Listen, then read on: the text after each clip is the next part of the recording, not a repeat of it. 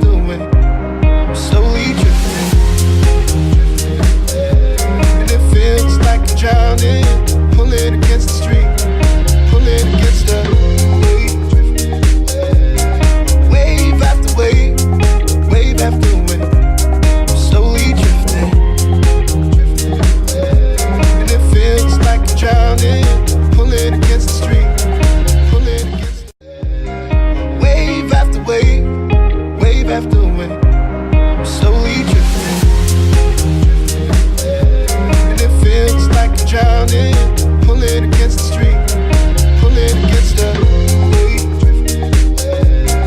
Wave after wave, wave after wave, I'm slowly drifting. And it feels like I'm drowning, pulling against the street, pulling against the wave after wave, wave after wave, I'm slowly drifting.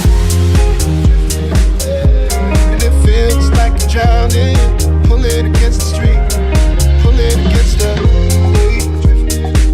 If I could get another chance, another walk, another dance with him, I'd play a song that would never, ever end. How I'd love, love, love to dance with my father again.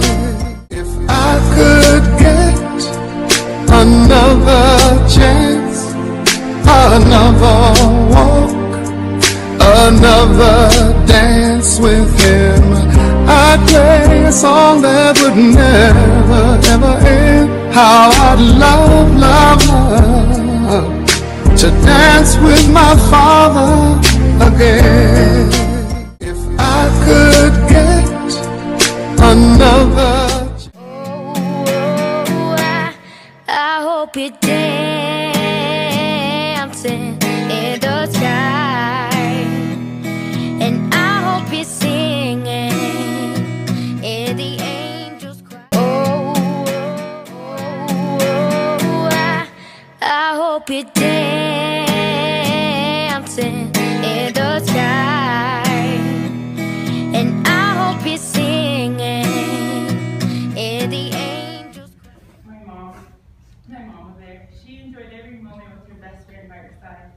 Going to the movies, eating at the mall, having their funny disagreements, watching novellas, and going against each other on sports teams. His grandchildren enjoyed his company, his kisses, playing around and watching cartoons with him. Cancer did not win this battle. God called their dad home to heaven to no longer deal with his pain and to be free, happy, and be our guardian angel. We love you, Dad. We know you're watching over us and dancing in heaven. Say goodbye to my dad. There's a memory book at the back that you guys can write any memories you guys have from him, or just any note that you guys want to leave to the family. We love you guys all for all your help, because without all you guys, we couldn't do this. Thank you, Thea Grace, for doing everything you did. I mean, my mom couldn't. Mom and Dad love you so much, and you know that. And through this all, I think if anybody could say anything, my dad taught us that. In the end, all you have is family. Doesn't matter what you go through, you guys have each other. So, make amends with whoever you guys have, because you want to spend those special moments with whoever you guys have before it's too late. Love you guys all. My dad said he's happy and he's okay. So, come see my dad because he looks hot, and that's what he wanted you guys to all know. Who died early shall be at rest. For the age that is honorable comes not with the passing of time, nor can it be measured in terms of years. Understanding is gray hair, and her spotless life is a ripe old age. One who pleased God was loved. One who lived among sinners was transported, snatched away. Lest wickedness pervert the mind, or deceit beguile the soul. For the fascination of evil obscures true values, and restless desire undetermines his simple heart. Having become perfect in a short while, the just one reached the fullness of his own career. The one's soul was pleasing to the Lord, and therefore was quickly removed from the midst of wickedness. People saw, but did not understand. It did not occur to them that God's grace and mercy are with God's chosen ones, and God's care is with the holy. The word of the Lord. Thanks be to God. Lord is my stronghold and my refuge. How can I be afraid?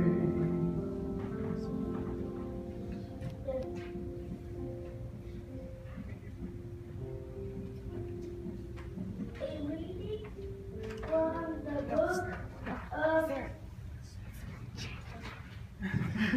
The Lord is my light and my help. Whom shall I fear? The Lord is the stronghold of my life. Before whom shall I shrink?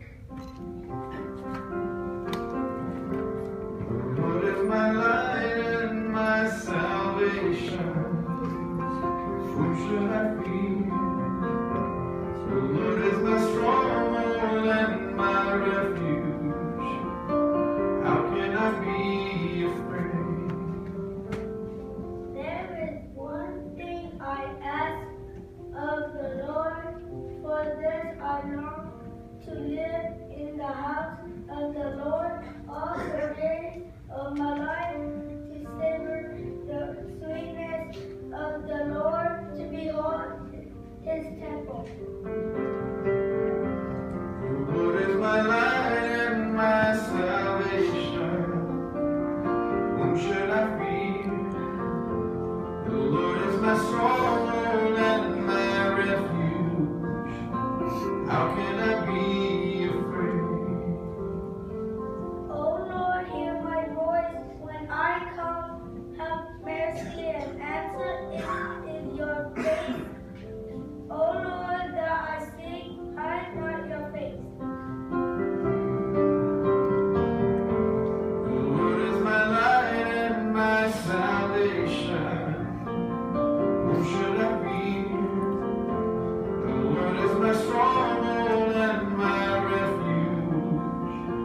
How can I be afraid? I am sure I shall see the Lord's goodness in the land of the living. Hope in him, hold firm and take heart. Hope in the Lord. The Lord is my light and my salvation. Whom should I fear? The Lord is my stronghold and my refuge. How can I be afraid?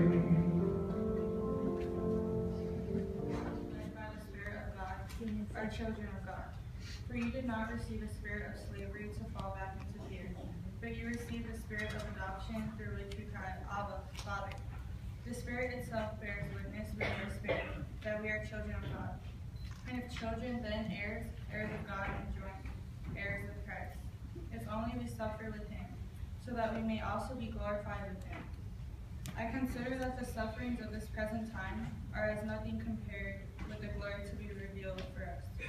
For creation awaits with eager expectation the revelation of children of God. For creation was made subject to fertility, not of its own accord, but because of the one who subjected it, in hope that creation itself would be set free from slavery to corruption and share in the glorious freedom of the children of God. We know that all creation is groaning in labor pains, even until now.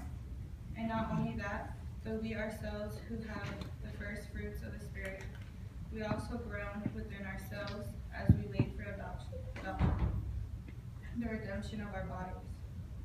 The word of the Lord. Thanks be to God. Eternal life, and he now be admitted to the company of the saints. We pray to the Lord. Lord, hear our prayers. Tony is now with the Lord and season lease. May we who love him console one another within this message. We pray to the Lord. Lord, hear our prayers. For the family and friends of our brother, Tony, that they may be consoled in their grief by the Lord, wept at the death of his friend Lazarus. We pray to the Lord. Lord, hear our prayers. For our deceased relatives and friends who have gone before us and await the kingdom that God may welcome them into his glory, we pray to the Lord. Lord, hear our prayers. For all of us assembled here to worship in faith, may we who mourn Tony's death trust that God continues to abide with us and care for us in our lives. We pray to the Lord. Lord, hear our prayers. Let us center our intentions in the silence of our hearts. It was on a very, very rainy day, and I was at Sarah. It was the spring of 1999. I'd only been there 2 years, I believe. And one of the mothers called me and said, "Father, my son has run away, and I think he's staying at the Barba house." Now, this son of hers was a senior, about 2 or 3 months away from graduation. And she was afraid that he wasn't going to go back to school, so close to graduation. So I said to this mother, I said, "Where is the Barba house? I'm going to stop by and visit." And she explained it was on 161st, I believe, at the back gate of St. Anthony's. So I went there with my long black coat and my black umbrella, and again, it was pouring rain, one of those rare days in Los Angeles. And I went to park in front of the house and went to the gate. There was a fence around the house, and I went to the gate, and there's a padlock on the gate. So I can't get from the gate to the front door to ring the doorbell. So I'm juggling and saying, "Oh, is there a way to get in here?" And just as I was doing that, Tony was several yards to my right, closing the back gate or opening the back gate of the school. And he saw this man that he didn't recognize in a long black coat fooling with his front gate. And he growled at me and said, "What do you want?" And then when I turned, he could see the collar and under my coat, and "Father, Father." So that was the first time I met Tony. And the funny thing after that was, I knew that I couldn't talk to this student in the house filled with all these kids. So we had to stand outside under the umbrella in the rain, face to face, having this conversation. But that was my first visit to the Barbas. And that fall, one of the children, the first to go to Sarah, Mary, came and enrolled at Sarah. And I used to say, I never told Mary this, but I used to say that Mary was my secret weapon. And here's why. When I got to Sarah in '96, the freshman class, how many do you think came from St. Anthony's School in that freshman class my first year? Zero. When Mary came, because she was the smartest in the class, and the friendliest, a lot of her friends came with her. So she brought all these people from St. Anthony, and then we started getting students from St. Anthony again. So I was very grateful to Mary. And it all started on that rainy day in the spring of 1999. Now, I was there for several more years, and there were several more Barbas that came to Sarah. 10 children, and of the 10, I believe it's 7 that went to Sarah. I discovered this the other day. And the last one is Diana. Diana. Just graduated. But in the Sarah history book, it said that the families that sent the most kids to Sarah, there were 3 families, they sent 6 boys when it was in the days of a boys' school. And so I just discovered this last week that the Barba family broke the Sarah record.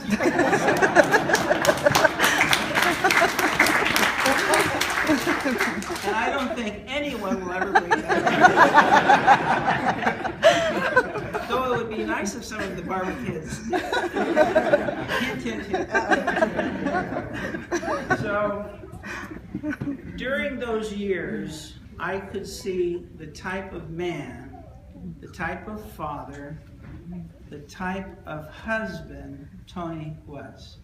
I could see that he was very dedicated to his family. He loved them passionately. I discovered in reading some of the information that was sent me that this was Miriam's first and only love. What a beautiful, beautiful thing to be able to say. First and only love in her life, her husband Tony. But I could see he was a wonderful father, wonderful husband, and a coach. Not only coaching students at our school, but also in the community. He didn't even need to coach people in our school or in the community because he had a whole team at home. But his dedication to his family, I think, was rooted in his faith, because it was his faith that was the foundation for his life. First of all, he and Miriam decided that they were going to be generous in answering God's call to marriage and parenthood. They didn't have to have 10 children, and especially in a time when that's looked down upon. But they responded generously, very generously, to God's call to parenthood in their life. And I would venture to guess that even though it's not politically correct to have a large family, there isn't a single member of this family that regrets the fact that their parents decided to have a large family.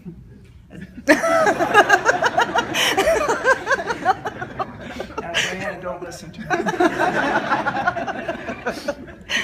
But that decision by itself, just take, if we just zeroed in on that decision, it says so much about his faith and also his passionate love for his family. Because he didn't have to do it. They didn't have to do it. And they knew that by doing that, they were going to have to make a lot of sacrifices in their life. They weren't going to be able to have all the things that a family of 3 or a family of 4.2 would have. But they did it not because they weren't worried about having those extra luxuries. They did it because they were responding to God's love in their life. God's love that brought them together as husband and wife. And that's why they were so generous. Because they saw that generosity as being an expression of God's love to the world. God's love to the people of St. Anthony's Parish. God's love to the people of Sarah High School. God's love to the Gardena and Carson community. So we see in his life an example of what it means to be a man, what it means to be a husband, what it means to be a father, what it means to be a son and a brother. We live at a time where a lot of people are just plain messed up. They don't know what it means to be a real man. They don't know what it means to be a real husband. They don't know what it means to be a real parent, a real father.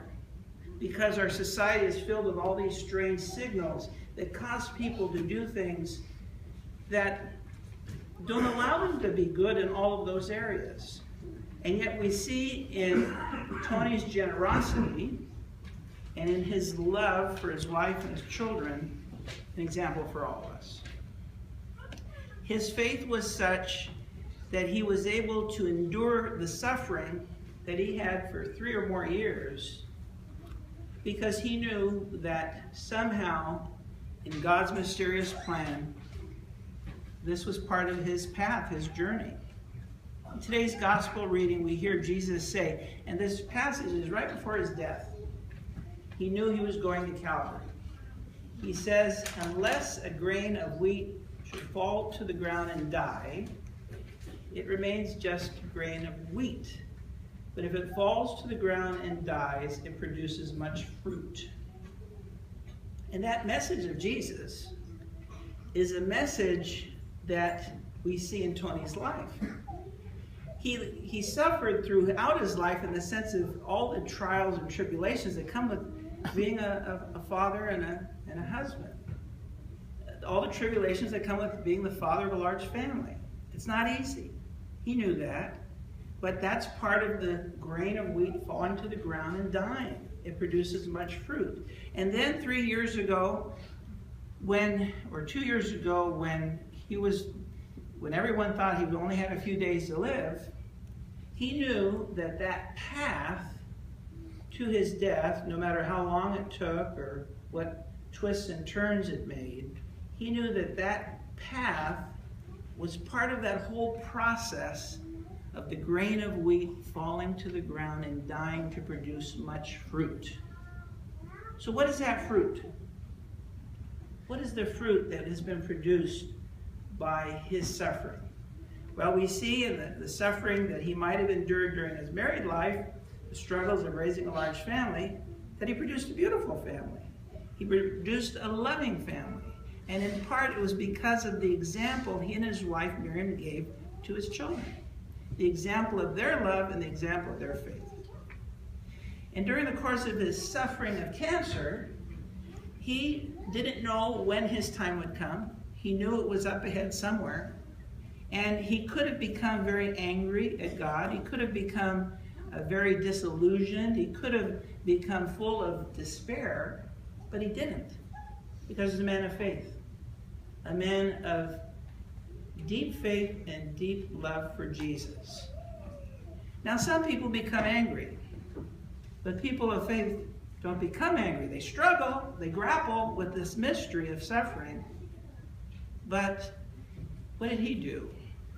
Read the Bible, watched the Mass on television almost every day or every day, Chaplet of Mercy. He was able to want to have that desire to pray every day amidst the suffering.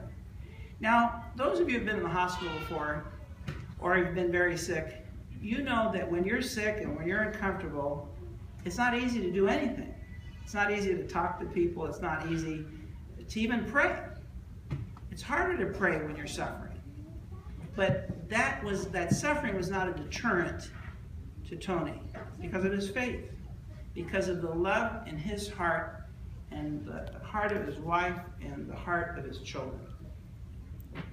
So today, we celebrate a Requiem Mass for the repose of his soul. We pray that his journey to heaven will be swift, and we do that by offering the Mass, by offering the Rosary last night, by all the other prayers that we offer.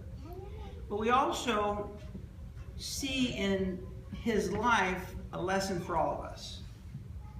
Several lessons. The lessons that we see in today's scripture readings. We see the importance of faith in an individual's life. We see the importance of love and generosity in family life. We see the importance of a father and a man being a good example, an excellent spiritual example to his children and to the broader community.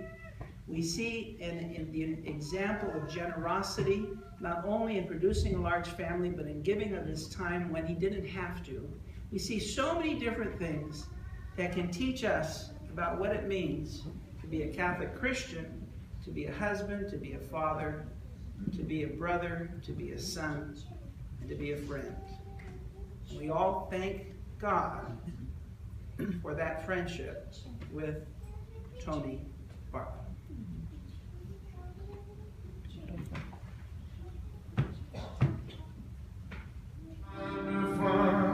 Safety, though you do not know the way, you shall speak your words in foreign lands, and no will understand. You shall see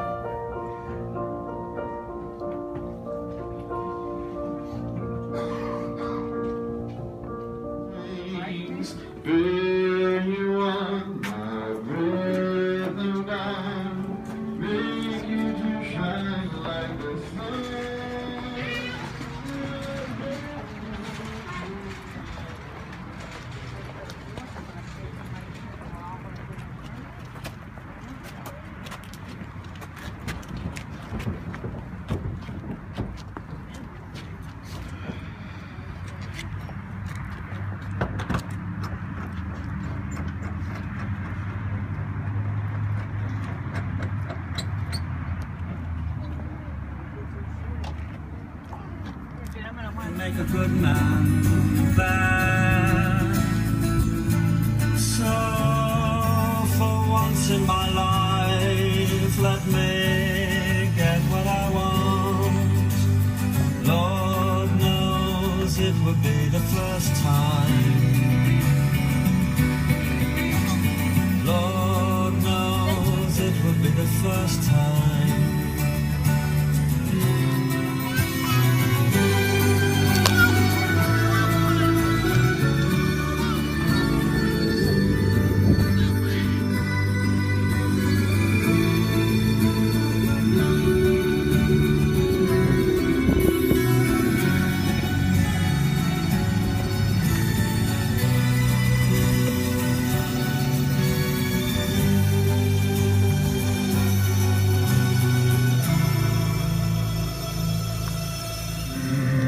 I'm tired and I want to go to bed.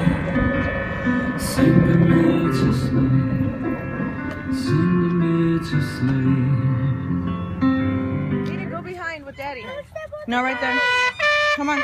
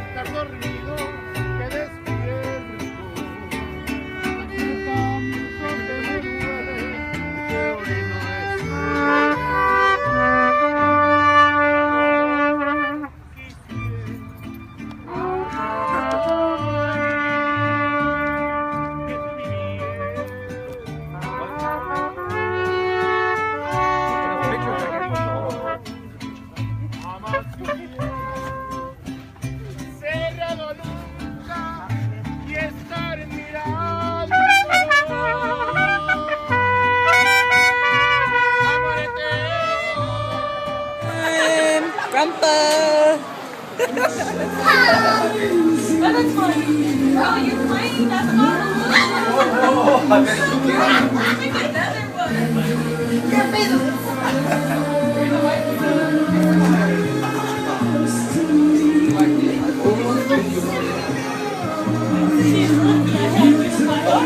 I would have punched her.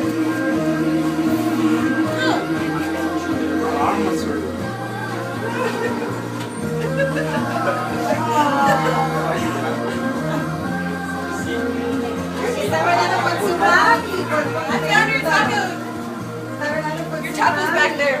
My show too. Yeah! Woo! What's this? Hey, what's this? What's this? What's this?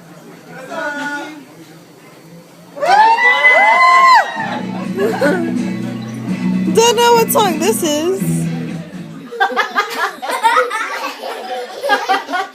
Whoa, wait. I don't know if I can do it. That's the move on. Love it, Grandpa. Watch. Look at that. Oh, yeah.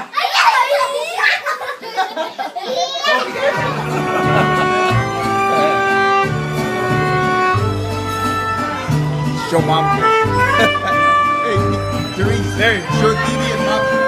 Hey. The Lord is my light and my salvation. The Lord is my light and my help. Who shall I fear? The Lord is the stronghold of my life. Before who shall I shrink? There is one thing I ask of the Lord. For this I long to live in the house of the Lord all the days of my life, to savor the weakness of the Lord, to behold his temple.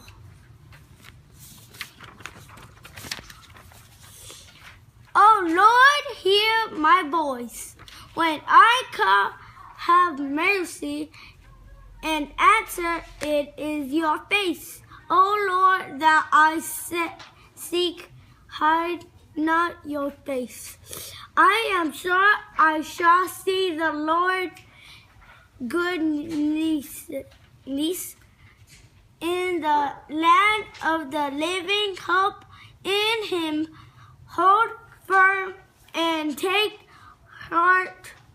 Hope in the Lord. My father was a wonderful man.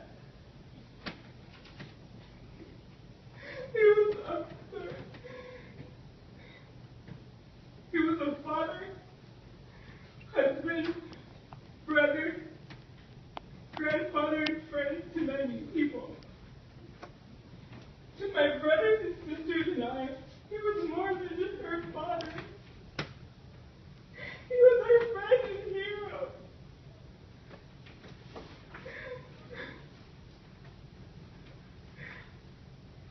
Sorry, I lost where I was at.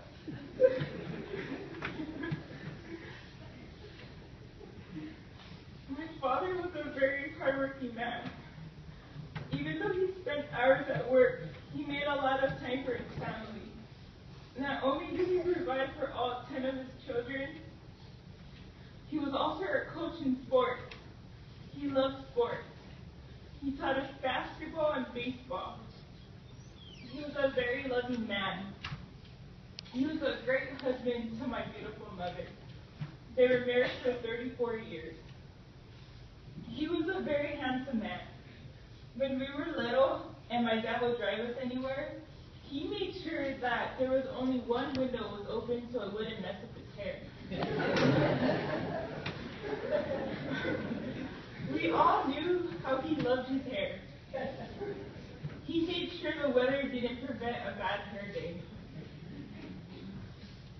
Our dad was such an outgoing person. He loved to dance. He won awards when he was younger. He even went on a couple of TV shows and danced. He loved listening to music, especially oldies. Our dad was also a very religious man. He taught us the word of the Lord and showed us not to give up because with God, all things are possible.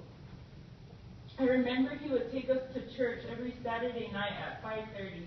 It was a tradition until he was too ill. Even being sick, my dad's faith never stopped growing. My dad's love was unconditional, and he made so many sacrifices. Even through his pain, he never complained. He would smile and dance away.